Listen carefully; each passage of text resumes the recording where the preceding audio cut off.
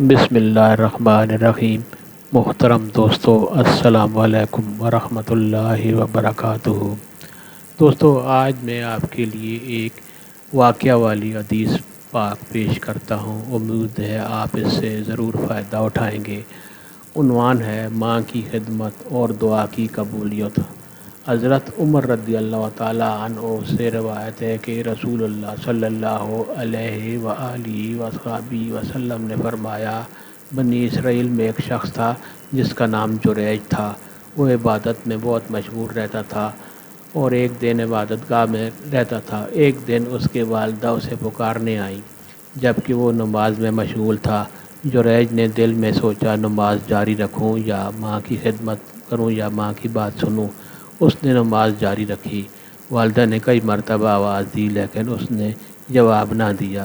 والدہ کو رنج ہوا۔ انہوں نے دعا کی، اے اللہ، میرے جریج کو اس وقت تک موت نہ دینا جب تک وہ آزمائش میں نہ ڈال دیا جائے۔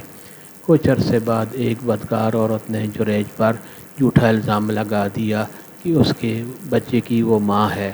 لوگوں نے غصے میں آ کر جریج کی عبادت گاہ گرا دی اور اسے برا بھلا کہا۔ جریج نے وضو کیا، نماز پڑھی اور پھر نومولود بچے کے پاس جا کر پوچھا، تمہارا باپ کون ہے؟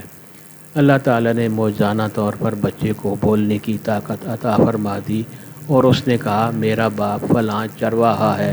یہ سن کر لوگوں کو اپنی غلطی کا احساس ہوا۔ انہوں نے جریج سے معافی مانگی اور کہا کہ ہم آپ کی عبادت گاہ سونے کی بنا دیتے ہیں۔